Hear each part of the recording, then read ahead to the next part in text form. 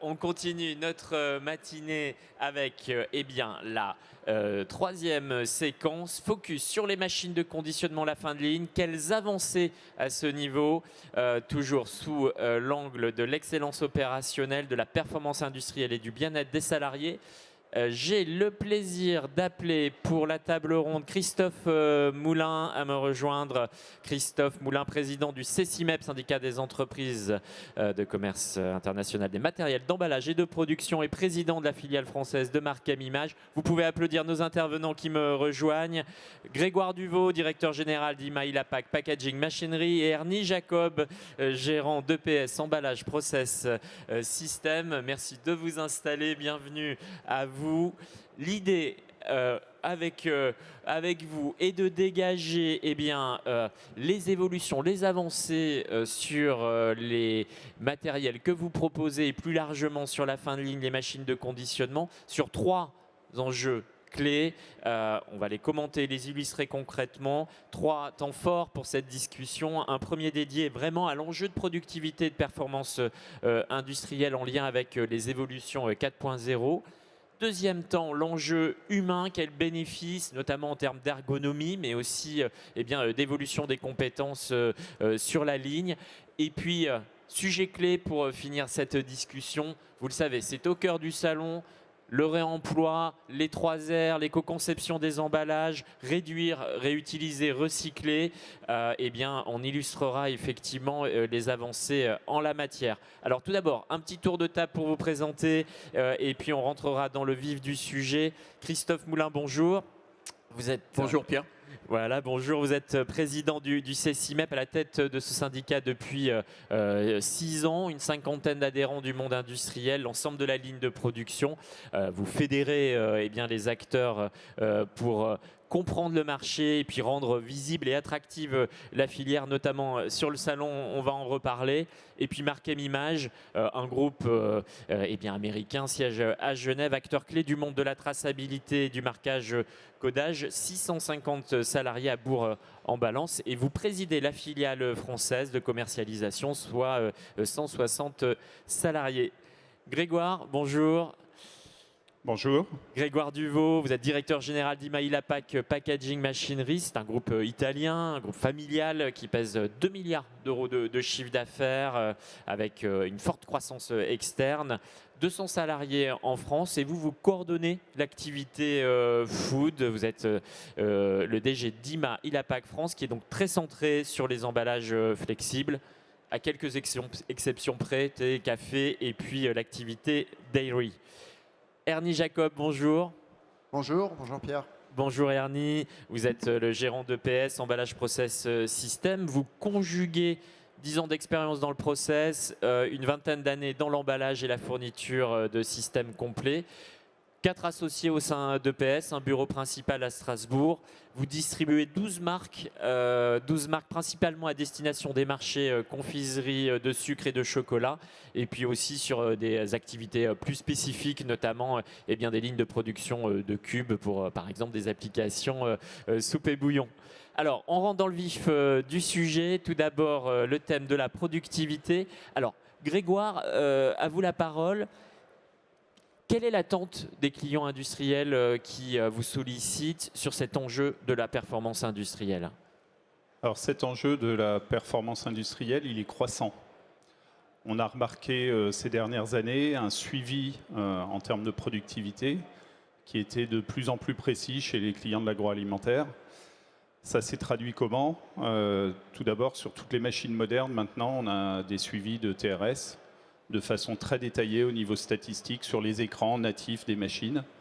Ça permet aux services production de remonter tout cela dans leur système informatique et d'identifier très clairement sur la ligne où sont les axes d'amélioration. Donc c'est la première attente et c'est une attente croissante effectivement. Une attente de mesure, de suivi des taux de rendement synthétiques. Est-ce qu'il y a d'autres indicateurs qui peuvent être demandés? Alors, sur ce TRS, selon la norme, la norme officielle, on combine différents facteurs. Effectivement. Et notamment, il y a un axe de travail énorme qui est sur les temps de changement de format, donc qui évidemment maximise le temps d'ouverture de ligne. Et sur ce point-là, l'industrie 4.0, on va dire les objets connectés, nous permettent d'optimiser les temps de changement, des changements de format. Sur certaines gammes de machines, on a la possibilité de prévoir ces périodes de nettoyage grâce aux objets connectés et donc de réduire les temps de nettoyage au maximum à travers également des procédures qui sont, en fait, vous avez des outils type tablette devant les machines, vous repérez, vous avez des vidéos, des tutoriels disponibles pour les opérateurs. Et donc, ça vous permet de réduire ces temps de changement, à la fois avec ces tutoriels, parce que ça tourne de plus en plus chez nos clients, en termes opérationnels, d'employés, et puis à travers également des machines qui sont de plus en plus lavables. Donc, ça permet d'augmenter l'OE général. On y reviendra sur ces exemples précis, Grégoire. Je me tourne vers Christophe sur le constat initial. Finalement, ce que j'ai entendu, c'est une exigence de surveillance. Alors, surveillance de la production, mais peut-être pas seulement. Pas seulement, et ce qui est intéressant, c'est l'évolution de nos métiers. On en reparlera tout à l'heure sur le côté humain. Aujourd'hui, on n'est pas seulement fabricant de machines, on est effectivement des pourvoyeurs de solutions qui vont donner une vision globale de la ligne de production à nos clients. Ligne de production qui va pouvoir être pilotée en local, c'est la première partie de votre question, à savoir, dans le monde du marquage, la capacité en centrale d'aller déterminer quelle date limite de consommation, quel numéro de lot je vais pouvoir mettre en avant, et sans être à côté de la machine, mais en le pilotant depuis une centrale de supervision.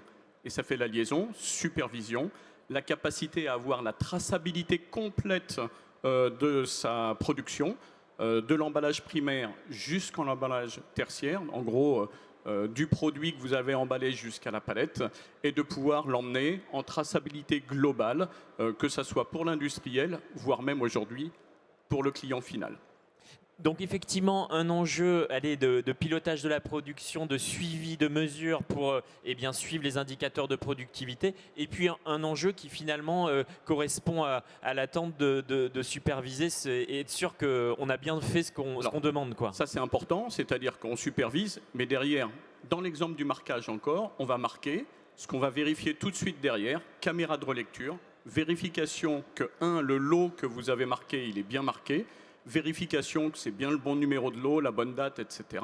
Et donc, du coup, fluidifier la production. Et donc, avancer à la même vitesse que les gens qui produisent l'ensemble de la ligne. Ernie, justement, vous vous êtes convaincu qu'il faut avoir une approche globale tout au long de la ligne. Des illustrations, effectivement, de cet enjeu de la surveillance. Bien, quand on distribue des marques premium, chaque partenaire, évidemment, va mettre en œuvre et va développer des machines très, très performantes. Mais vous le savez tous, l'objectif, c'est de prévoir également. La prévisibilité dans la production est essentielle parce qu'on n'est jamais à l'abri d'un défaut sur une machine. Et une chaîne de production n'est toujours aussi performante que le maillon le plus faible de la chaîne. Donc, il est essentiel pour nous et pour mes partenaires d'avoir une vision globale d'une ligne de production. Le TRS individuel d'une machine ne m'intéresse pas si en amont ou en aval, je rencontre un problème. Avec nos partenaires, nous avons développé un logiciel, une plateforme digitale en fait, qui s'appelle Suite Connect. Suite Connect a la particularité de déterminer un TRS sur la ligne de production dans son intégralité, c'est-à-dire tout secteur confondu, en commençant par la cuisine, par le process de mise en forme, par l'emballage primaire, jusqu'à l'emballage secondaire, voire tertiaire, la mise en carton. Donc, développé par plusieurs fabricants indépendants, c'est ce que je comprends en fait. Plusieurs fabricants indépendants se sont mis ensemble, se sont réunis sur cette plateforme Suite Connect. Et donc le client, l'utilisateur, moyennant un abonnement, alors il y a différents paliers d'accès, il y a un palier de base à 49 € par mois, un palier secondaire à 249 € par mois, qui permet non seulement de récupérer des informations sur la productivité de chaque machine, mais également d'avoir la prévisibilité sur l'entretien préventif. Par exemple, si je sais que j'ai une campagne de 1000 tonnes à produire le mois prochain, je peux faire un entretien préventif de tel équipement, parce que je sais que là, on arrive à une situation où il faut peut-être changer un roulement, il faut peut-être changer des courroies, des choses comme ça. Donc, il est essentiel d'avoir cette information en temps réel, mais sur la ligne complète, tout secteur confondu. Parce que la machine individuelle seule, ça ne m'avance pas. Si en aval, j'ai un problème, et Christophe, tu l'as évoqué, si le marquage, il peut uniquement fonctionner si les produits arrivent. Donc voilà. Et ça, c'est une avancée importante par rapport à des démarches individuelles qu'on a connues jusqu'à présent, où chacun, dans sa chapelle, il propose des solutions, mais ça ne répond pas à l'attente du client. Et nous, on a vraiment cette démarche de se mettre à la place de l'utilisateur, parce que c'est lui, finalement, celui qui va pouvoir apprécier l'information. Christophe, effectivement, en enjeu de supervision, effectivement, il faut avoir une approche la plus globale possible. Est-ce que esquisse aussi Ernie, au-delà de la surveillance des indicateurs de productivité, c'est une tendance vers la maintenance prédictive qui est permise par ces nouveaux outils? Oui, alors c'est clairement la tendance. Et là, je voudrais dire que c'est l'ensemble des acteurs du CECIMEP.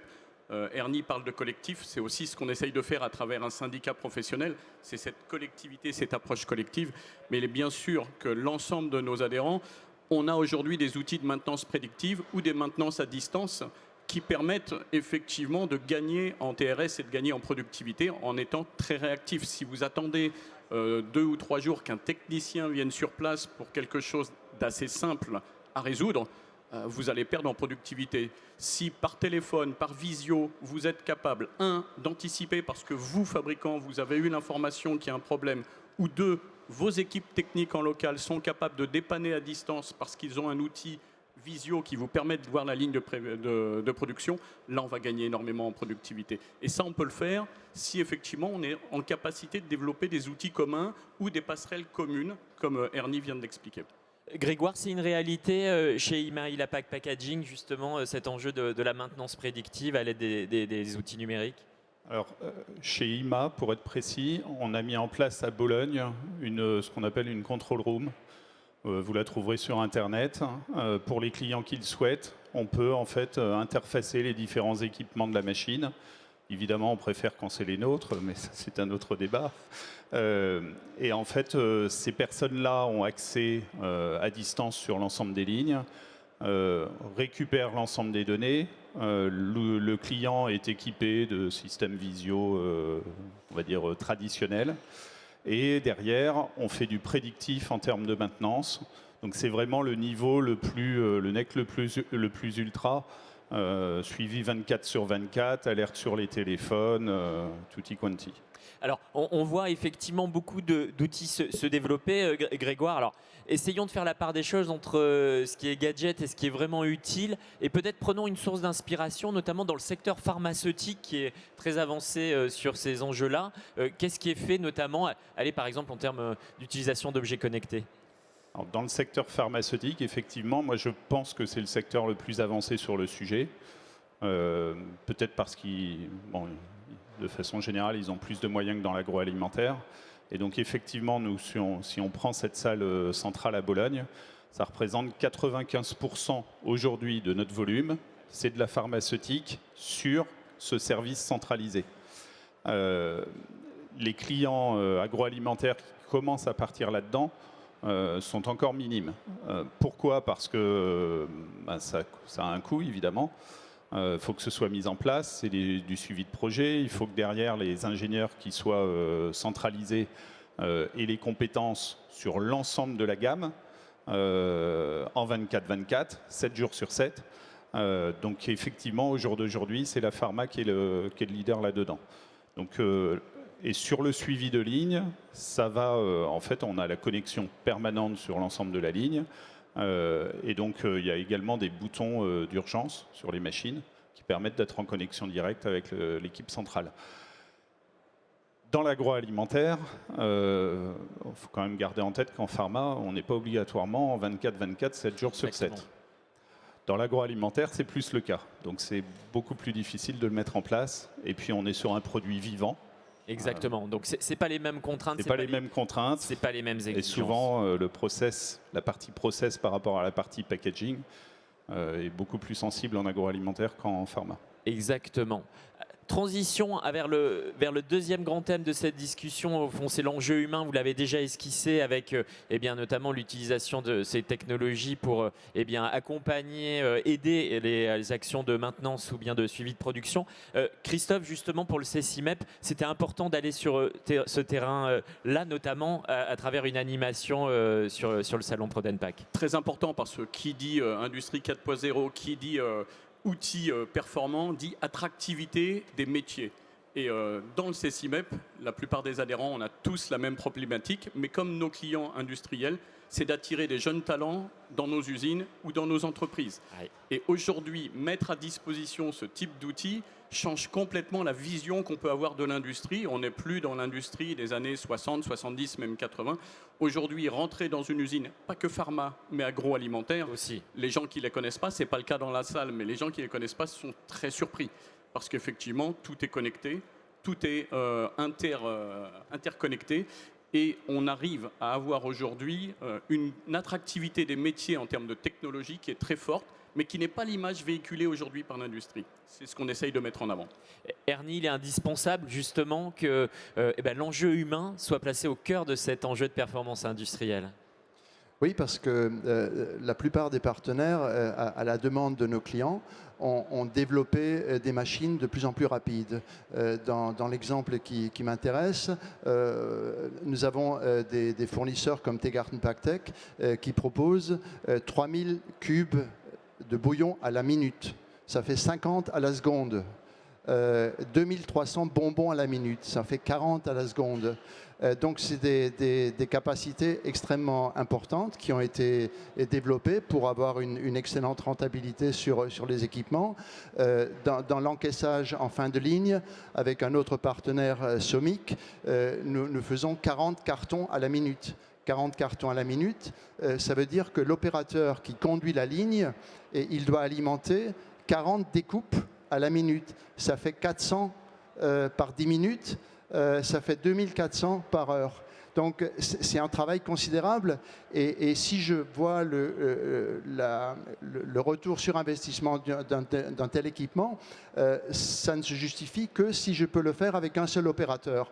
Donc si je demande à l'opérateur sur un poste de 8 heures d'alimenter 2400 cartons à l'heure, je peux compter le nombre de jours avant qu'il lâche son chapeau.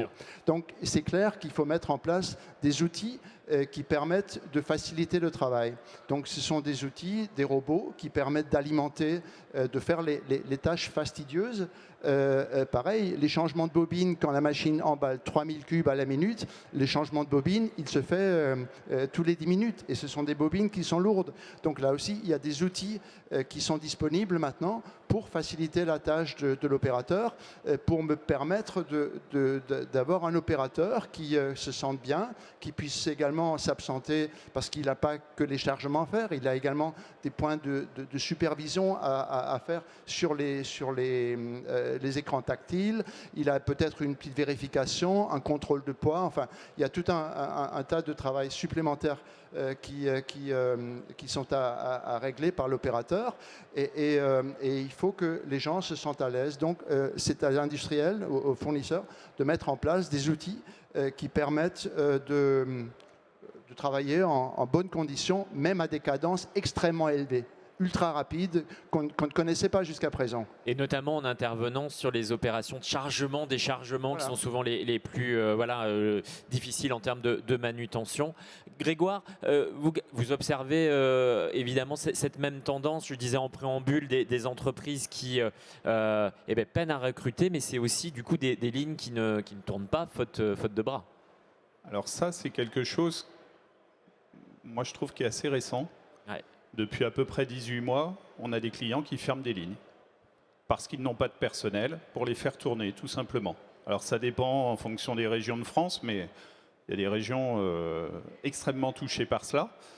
La première conséquence, c'est que les choix d'investissement indépendamment du fait que, lié aux évolutions des coûts d'énergie, évidemment, les dossiers énergie sont passés sur le dessus de la pile par rapport aux années antérieures.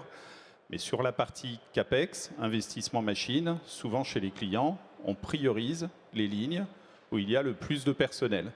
Parce que s'il y a une ligne, je schématise, avec 10 personnes dessus, une ligne globale, et qu'on peut passer à 2, ça veut dire qu'on peut peut-être en faire tourner 4 à côté. Donc effectivement, les priorisations d'investissement ont changé. Et puis derrière, il y a une autre conséquence à cela, c'est que comme le personnel se fait de plus en plus rare ou tourne de plus en plus, les demandes de formation ont explosé. La loi a changé, maintenant il faut être Calliope, être accrédité Calliope pour que les clients soient remboursés de leur investissement de formation. Et les demandes de formation ont explosé. Je pense que ça va durer. Ça va perdurer dans le temps. Et ça veut dire que vous, votre métier prend en compte cette dimension, y compris peut-être en devenant formateur? Alors, notre métier en tant que fabricant de machines, on est impacté parce qu'on nous demande de plus en plus de présence terrain pour compenser le manque de personnel chez les clients. On parle également du personnel de maintenance qui est extrêmement difficile à trouver, d'où l'action du CCIMEP pour trouver des nouveaux techniciens en général sur le marché français. Et puis il faut absolument qu'on accompagne les équipes au mieux chez les clients à travers ces actions de formation, opérateurs, maintenance avancée, etc. Exactement. Alors Christophe, avec votre casquette pour le coup Markem Image, justement, comment vous illustrez cette prise en compte Très intéressant. Et ça montre une chose, c'est que les intérêts et les problématiques sont les mêmes chez l'industriel que chez le fournisseur. Oui. Ça a été très bien expliqué par Grégoire à l'instant. Casquette Markem Image, Grégoire, tu viens de parler de Calliope, centre de formation, homologation Calliope depuis maintenant bientôt 2 ans. Je regarde mon patron des formations qui est dans la salle. Justement. Effectivement, mise en place de formation la plus proche possible des problématiques de nos clients. Comment je maintiens la machine en niveau 1, comment je suis en relation justement avec ce qu'on disait tout à l'heure, le helpdesk à distance ou la supervision à distance, comment je peux augmenter la productivité de mon usine en ayant du personnel mieux formé et plus adapté au maintien de la production sur la ligne, etc. Mais c'est une vraie problématique commune et c'est à travers ce genre d'exercice qu'on arrive à ramener de la visibilité et de l'attractivité sur l'ensemble des métiers, que ce soit un métier sur la ligne de production, ou un métier de technicien, par exemple, après-vente dans nos entreprises qui vont venir installer les machines, les maintenir, voire former après nos clients. Ernie, ça veut dire aussi que, pour les marques que vous représentez, il y a une prise en compte plus forte de l'usage, de l'utilisation de ces machines par rapport à une époque, à l'époque précédente, notamment, vous savez, ce qu'on appelle l'user design, c'est-à-dire prendre en compte la réalité sur le terrain de l'utilisation et du pilotage des machines. Alors oui, ça c'est un aspect très important, mais pour rebondir un peu sur ce que disait Christophe déjà, nous avons la chance de travailler avec des partenaires qui font des équipements qui durent extrêmement longtemps. Nous avons des lignes de production qui ont pas 20, mais 30, 40 ans, et pour lesquelles nous continuons à fournir des pièces, des changements de format, des choses comme ça. Donc il y a évidemment le personnel dans les entreprises, il y a une rotation, on l'a évoqué, et souvent ces équipements anciens qui sont toujours aussi performants parce qu'on arrive à les maintenir et les maintenir en très bonnes conditions, il y a un savoir qui se perd parce qu'il y a des gens qui partent à la retraite et le savoir n'est pas forcément transmis. C'est ça. Et donc il est essentiel pour nous maintenant de devenir formateurs, de développer des outils qui permettent à l'opérateur de recruter une dizaine de personnes, de visionner par exemple un film qui illustre la maintenance qui est nécessaire sur certaines machines. Dans les conceptions nouvelles, les machines neuves, donc évidemment, on est obligé de prendre en compte tous ces aspects. Et il n'est pas question de mettre un filtre à 1,90 m de haut si l'opérateur moyen mesure 1,60 m, ou de mettre des pièces de format, des pièces d'outils qui pèsent 10 kg ou 15 kg, alors qu'il y a une opératrice qui n'a pas la force. Donc aujourd'hui, les contraintes sont des pièces de format qu'on peut changer en moins de 10 minutes, qui pèsent 3 kg maximum, qui sont accessibles debout, donc ça veut dire des machines avec des portes d'accès qui s'ouvrent à 180 degrés. On peut rentrer dans la machine, on peut être au plus proche de l'outil qu'il faut changer. Et on a des utilisateurs, notamment sur nos encaisseuses, ils ont jusqu'à 41 formats sur la même machine. 41 formats, ils changent de format toutes les 2 heures. Les gens qui travaillent pour les marques distributeurs, ils ont évidemment énormément de dimensions et donc 41 formats, ça veut dire que le changement de format, c'est 8 minutes. On est guidé pour le changement de format. Avec 8 minutes, on est guidé, donc il y a une grande part des changements qui se fait à l'écran tactile, simplement en mode automatique. Il y aura toujours des outils qu'il faut changer en mode manuel, donc ça veut dire également changement sans outils, c'est-à-dire on déclipse l'outil, on met l'autre en la place, on referme le clapet. Et donc, tout ça, ça simplifie la vie, ça sécurise, ça évite des blessures, des accidents de travail, etc. etc. Mais ça doit être pris en compte à la conception de la machine. Exactement. Et ça, de plus en plus, ça l'est parce que ça répond à une demande générale. Grégoire, justement, cet enjeu sur les nouvelles conceptions de l'intégration du design utilisateur chez IMA. Alors, je vais vous donner mon avis. Alors, je vais peut-être faire un peu désordre, mais bon. Non, c'est au contraire. Moi, je pense qu'en fait, on met un grand mot, user design, sur cela. Il y a des normes, malgré tout. Il y a des Oui, alors il y a des normes, il y a des choses qui existaient. Enfin, dans les années 80, on faisait déjà du user design. La seule chose, c'est que dans les années 80, il n'y avait pas Internet. Oui. Et qu'on dise ce qu'on veut, mais les outils digitaux ont permis aux constructeurs de nettement progresser en user design, parce qu'en fait, les remontées terrain, avant, elles n'avaient pas systématiquement lieu. Maintenant, elles sont automatisées à chaque intervention d'un technicien sur le terrain. Exactement. Et donc, ça permet, en termes d'amélioration continue, d'avoir des machines qui sont beaucoup mieux conçues que ce qu'elles étaient il y a quelques temps. Mais c'est les mêmes ingénieurs à la base, il ne faut pas se leurrer. Ouais. Donc, pour moi, c'est la base. C'est les remontées terrain, c'est les techniciens et les opérateurs qui donnent des astuces au fil de l'eau. Et il faut absolument, dans nos différentes sociétés, s'assurer que ces astuces soient remontées à la personne qui conçoit la machine. Exactement. Ouais. Après, évidemment, on a travaillé sur des écrans plus grands, sur des systèmes de, par exemple, le personnel de nettoyage. Maintenant, c'est beaucoup moins compliqué de nettoyer les machines. Elles sont accessibles en dessous. Ça, c'est un exemple très intéressant parce qu'il y a des normes de conception, notamment les normes HEDG. Oui. On facilite le nettoyage des machines. C'est du gain de temps, de la maîtrise de sécurité sanitaire, mais c'est aussi intéressant pour le bien-être des salariés. C'est du gain de temps. C'est du contrôle sanitaire. Nous, on a eu cette année le prix de HEDG en machine d'emballage primaire, si j'ai bonne mémoire. C'est la reconnaissance du travail apporté par nos équipes de design. Mais c'est également le fait qu'il faut absolument... il y a eu beaucoup de contrôles sanitaires un peu négatifs en France. Il faut absolument avoir du matériel qui soit hautement nettoyable. Donc hautement nettoyable, ça veut dire entrer dans les machines, ça veut dire y aller à la lance allègrement parce que dans certains, je vous prends un exemple, maintenant on a des aliments qui sont des aliments véganes, où il y a des taux d'humidité dedans qui sont nettement supérieurs à d'autres aliments, 68-70% dans certains cas. Et ben, ce sont des aliments qui accrochent. Ouais, oui. Voilà. Donc il faut absolument que les machines soient hautement nettoyables pour pouvoir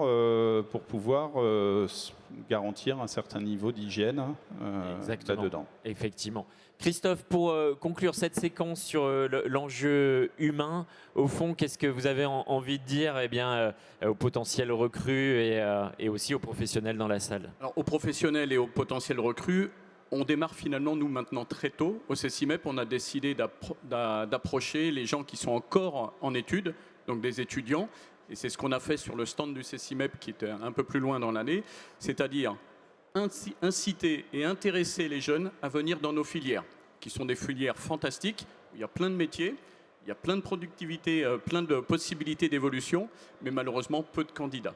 Donc ce qu'on fait par exemple sur un salon comme le CCIMEP, on invite des écoles de la région Rhône-Alpes essentiellement, on leur fait faire une petite animation avec des jeux concours qui les oblige à passer dans tous nos stands et venir découvrir quels sont les métiers proposés par nos entreprises. Et du coup, ça nous permet d'être de plus en plus en contact avec ces écoles, ces universités, de venir intervenir dans leurs cours et de leur expliquer, pas seulement aux étudiants, mais aussi aux professeurs, de leur dire, venez, il y a des métiers en forte tension, comme malheureusement dans beaucoup d'endroits dans l'industrie, et des métiers passionnants, avec des technologies qui ne sont plus celles que vous pouvez avoir en imaginaire de l'industrie d'il y a quelques années, mais les technologies que Ernie ou Grégoire viennent de décrire et qui sont passionnantes pour les années à venir. Passionnantes parce qu'elles sont aussi en phase avec eh bien, des grandes attentes sociétales. C'est le troisième temps de cette discussion, l'éco-conception des emballages. Voilà, un sujet hyper important sur ce salon, le réemploi avec les Assises nationales du réemploi mardi matin. Un sujet en pleine émergence. Plus concret, plus actuel, c'est effectivement le travail de réduction et de recyclabilité. Quelques illustrations sur l'évolution de... Et c'est un point important, parce que quand on parle jeune génération, la partie environnement, écologie, avenir de la planète, c'est un point crucial. Exactement. Et quand on parle emballage, ce n'est pas forcément le premier élément qui vient à l'esprit. Exactement. Or, les métiers de l'emballage, depuis maintenant pas mal d'années, font énormément d'efforts dans ce sens-là. Les industriels nous accompagnent également. Il y a un très bel exemple, c'est sur la Reuse Line, qui est tout au fond du salon. Ceux qui n'y sont pas allés, je vous propose franchement d'aller jeter un coup d'œil. Et bien sûr, l'ensemble de la profession s'est mise au diapason de ces problématiques. Quelques exemples, si je démarre par le marquage qui est mon métier. Allez, un exemple sur le marquage. Les encres, aujourd'hui, on fait très attention à la conception des encres. Vous avez des produits qui sont marqués directement sur le produit. On va aller sur ce qu'on appelle le food grade, c'est-à-dire une encre que si on la touche ou si on l'injecte, eh ben, il n'y a pas de problème, elle est complètement comestible.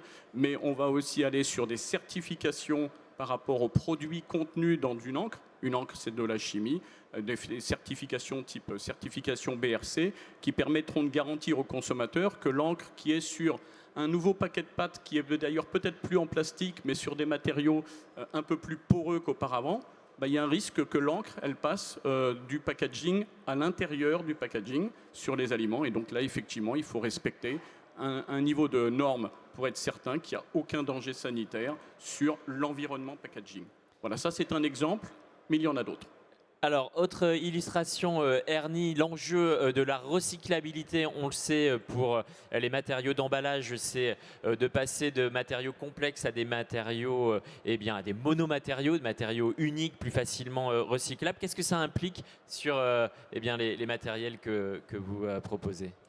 Bien, une conséquence directe, c'est que les monomatériaux, très souvent, ne permettent pas, je parle l'exemple d'une machine Flowpack, ne permettent pas de travailler aux mêmes cadences. Simplement parce que la couche de scellage qu'on aurait mis à un polyester, par exemple, qu'on aurait mis à l'intérieur d'un complexe, il scelle à une température très basse, ce qui n'est pas le cas d'un polypropylène, par exemple. Donc, il faut mettre des outils sur la machine qui permettent déjà, par exemple, de préchauffer le film avant qu'il n'atteigne le conformateur pour pouvoir travailler quand même à une cadence et un TRS élevé, parce qu'à la fin, il y a quand même l'investissement de la machine, il est là, et très souvent, il y a beaucoup de lignes qui existent, donc du jour au lendemain, les utilisateurs sont obligés de se conformer à la nouvelle réglementation et ils sont heureux de le faire parce que tout le monde est, je pense, à une démarche vers l'écologie, mais il y a quand même un facteur économique. Et si demain je suis obligé de réduire la cadence de ma ligne de production, ça a des conséquences qui sont importantes, simplement parce que sur un élément de la ligne, je vais être obligé de réduire ma vitesse de 70 à 30 mètres minutes. Donc, c'est aux industriels, aux fournisseurs de développer des outils pour que leurs machines soient en capacité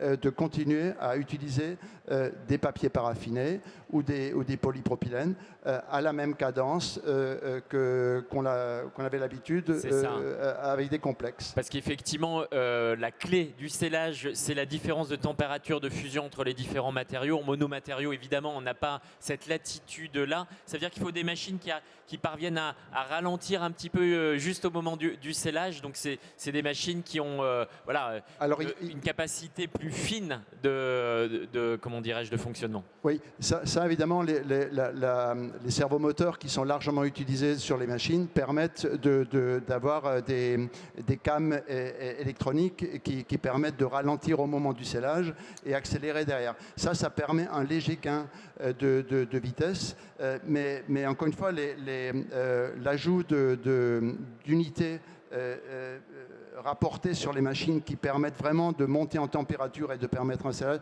ça c'est des gains qui sont importants. Ça se chiffre en 10-20% par rapport à la vitesse. Exactement. Donc ça, c'est conséquent. Et puis, il y a également, alors nous sommes également distributeurs de papier d'emballage, de matériaux d'emballage. Donc, on passe de films PET, par exemple, sur des papiers paraffinés, avec des paraffines végétales, donc qui sont compostables, recyclables, et du coup on est dans un secteur tout à fait différent qu'auparavant avec le plastique. Donc ça, c'est également une démarche avec ce partenaire qui nous permet de répondre aux demandes des industriels. Grégoire, réduire, recycler, quelle est l'actualité de votre côté ? Alors vous avez raison de le dire, dans 3R, ça commence par réduire.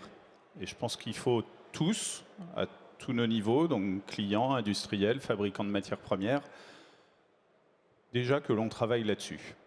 Et peut-être que si l'État nous impose des nouveaux cadres, que ce soit au niveau français ou européen, c'est peut-être parce qu'on n'a pas, au niveau de la profession, fait suffisamment le travail en amont.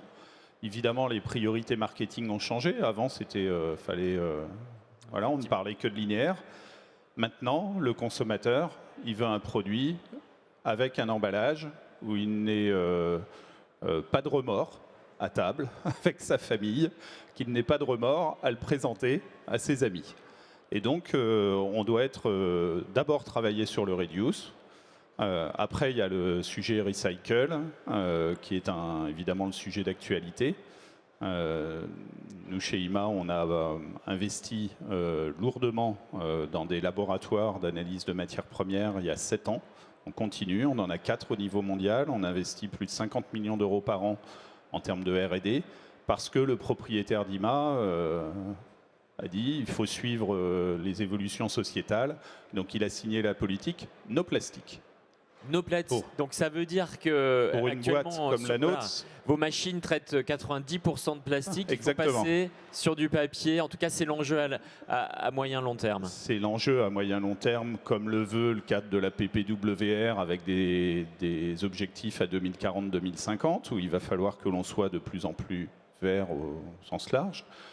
Et donc, quand un directeur d'une grande boîte comme ça, enfin le propriétaire d'une grande boîte comme ça dit maintenant, il faut que tout le management, toutes les équipes R&D, toutes les équipes soient au diapason là-dessus, évidemment, ça fait bouger un peu les lignes.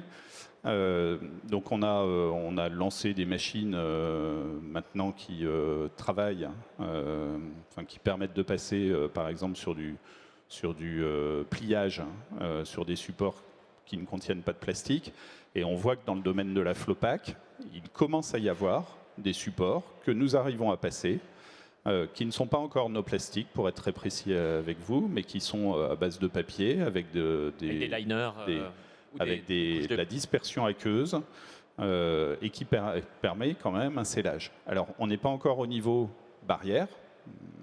Nous, c'est une grosse partie de notre activité, c'est les emballages barrières. Donc barrière à l'oxygène, au gaz, à l'humidité, etc. Et là-dessus, il y a un gros challenge pour les années à venir, parce que je pense que ça va être compliqué à partir du moment où on a un emballage qui est plié. On crée une zone potentiellement de fuitée. Donc si la couche n'est pas suffisamment souple, ce qui était le cas du polyéthylène, bien ça peut poser des problèmes. Et puis le troisième axe, c'est réemploi. Et là, je pense que c'est encore le niveau supérieur en termes de challenge, en tout cas pour l'emballage souple. Ouais. Dans le carton, voilà, les ingénieurs packaging bien formés en France se creusent les ménages pour trouver des solutions. Mais dans l'emballage souple, vous avez dans les rayons de supermarché, il y en a partout. On peut réduire les épaisseurs, on peut aller vers du recyclable. Je pense qu'il y a beaucoup de succès et ça existe depuis fort longtemps. On peut supprimer, réduire certains plastiques très épais, remplacer par des plastiques souples, barrières. Après, quand on parle de réemploi en emballage souple, moi, pour l'instant, je n'en connais pas encore, pour être très clair avec vous. Ça reste effectivement une prospective. Parce que par définition, ça risque d'être un peu compliqué. Ça risque d'être compliqué. Alors justement, le réemploi, un mot, Christophe. Alors, juste avant le réemploi, je reviens 2 secondes sur le recyclage. D'accord. Il y a 2 moments finalement pour nous industriels dans le moment du recyclage. Il y a pendant la vie du produit et en fin de vie du produit. Et oui. Pendant la vie du produit, si on prend l'exemple du marquage, du codage, il y a un exemple tout bête, c'est si vous posez des étiquettes. Vous avez tous déjà vu une étiquette, il y a ce qu'on appelle la glacine, c'est ce qui est jaune en dessous, et l'étiquette par elle-même. Les déchets de glacine, on ne se rend pas compte, ce sont des centaines de tonnes par an, voire des milliers de tonnes sur le marché. Aujourd'hui, la plupart des acteurs de l'emballage, les fabricants, comme Marc Amimage, mais comme mes confrères, nous nous engageons à trouver des systèmes ou des systèmes de recyclage de la glacine. On a même récemment, et c'est tout récent, trouvé dans nos clients des gens qui les réutilisent pour leur propre production. D'accord. Matériaux d'isolement des bâtiments, par exemple, et qui, du coup, nous les récupèrent gratuitement. Bien sûr, puisqu'ils les valorisent. Ça, c'est pendant la durée de vie du produit. Toujours le deuxième R, c'est à la fin de vie de nos produits, comparativement à ce que disait Ernie tout à l'heure sur la durée de vie de ces produits qui atteignent 20, 30 ans. Nous, dans le marquage, nos machines sont sursollicitées. Leur durée de vie, c'est entre 5 et 10 ans. L'engagement, bien sûr, c'est derrière, à la fin de vie de la machine, d'avoir 2 options. Une option, on les récupère toujours, de valoriser l'ensemble de la machine. Alors, c'est de l'inox, des cartes électroniques, etc. Et tout ça, c'est récupéré, recyclé. Mais, et ça me fait faire la transition sur le reuse, on a aujourd'hui des opportunités de remettre à niveau ces machines pour des marchés où la notion de prix est souvent prédominante, des marchés qui sont moins situés en Europe, mais plutôt sur des pays émergents, ou des caractéristiques demandées par le client un peu moins élevées. Et du coup, de redonner une deuxième vie à nos machines. Voilà, ça c'est le. Oui, c'est aussi ça le reuse. Le reuse est là par rapport à nos propres produits. Mais juste pour prendre un exemple, il y a un exemple sur le reuse qui est tout facile puisqu'il est dans la salle. Bonbonne d'eau. Oui. Voilà. Aujourd'hui, les industriels qui nous sollicitent pour le marquage de ces bonbonnes d'eau, ils nous demandent 2 choses. Que l'encre qu'on a mise sur la bonbonne pendant l'usage, le premier usage, elle tienne. Exactement. Qu'on puisse voir la date. Mais surtout, et c'est expliqué sur la reuse line au fond, au moment du lavage, quand on récupère, il faut que l'encre aussi elle disparaisse pour pouvoir remettre un nouveau code, une nouvelle date. C'est la quadrature du cercle voilà. ou... Et là, c'est la quadrature du cercle. Là, malheureusement, c'est encore sur un produit qui est très orienté plastique. Ouais. Et le challenge, Ernie et Grégoire le connaissent, c'est sur les autres matériaux. Ernie. Mais j'aimerais également un peu tempérer les espoirs de tous nos interlocuteurs et les nôtres, parce qu'on a l'impression de s'adresser à des opérateurs en Europe, peut-être en Amérique du Nord et dans certains marchés développés comme le Japon. Les grands et tous nos opérateurs, tous nos fournisseurs, que ce soit IMA ou Tegarten Pactec, Hensel, WDS, sont des opérateurs qui travaillent dans le monde entier. Et les marchés en développement, aujourd'hui, de plus en plus, c'est l'Afrique, avec un potentiel gigantesque, une croissance de population qui est exponentielle. C'est l'Asie du Sud-Est. Et ce sont des marchés où le reduce, il ne trouvera pas son application. Ça va être des utilisations, des croissances exponentielles d'utilisation de marchandises. Il faut savoir qu'en Afrique, 50% de la production alimentaire est perdue entre le moment où elle est produite jusqu'au moment où elle arrive au point de vente. 50%. Ça veut dire que si on veut nourrir la population à l'avenir, il ne s'agit pas juste de développer les surfaces, mais il s'agit déjà de réduire ce pourcentage. En Europe, c'est 5%. Donc vous voyez la marge de progression qu'on a. Et donc l'emballage contribue de manière essentielle à la protection des produits qui permettent à les amener au point de vente et aux clients. Et ça, c'est un aspect vraiment primordial. Exactement. Et là, les opérateurs en Afrique, ils ne feront pas le même cheminement que nous, on a connu les machines dans les années 70, 80, 90, etc. Et on est passé par différentes étapes.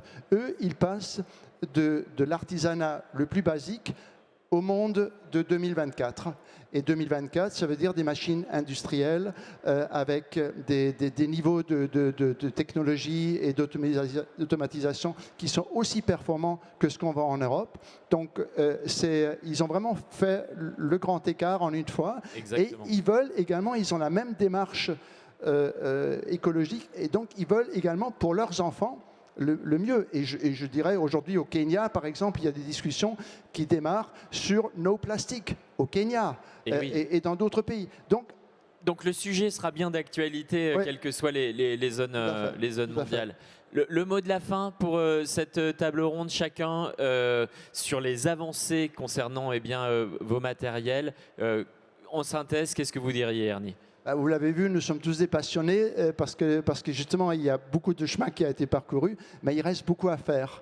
Et là, l'avenir est devant nous et je dirais, let's go. Il faut le faire parce qu'il n'y a que comme ça qu'on arrivera à traiter les problématiques qu'on connaît aujourd'hui de trop et qu'on arrive vers un monde un peu meilleur. Grégoire ? Aujourd'hui, quand on parle avec les équipes, que ce soit en interne ou avec les clients, on nous parle beaucoup de plastic bashing. Ouais. Moi, je pense que c'est également dans toute crise, entre guillemets, ce qui est une crise pour la profession, c'est une remise en cause profonde. Il y a également des opportunités. Et l'opportunité, c'est que nos clients et nous, en tant qu'industriels, on soit les leaders du monde de demain. Donc il faut, je pense, en tant qu'acteur de la chaîne, qu'on accompagne ce mouvement, qu'on le porte le plus loin possible et qu'on arrive à sortir des emballages qui sont peut-être pas parfaits, mais qui seront mieux que ce que l'on a connu quand on était petit, parce que le but, c'est de laisser un monde qui soit meilleur pour nos enfants. Christophe ?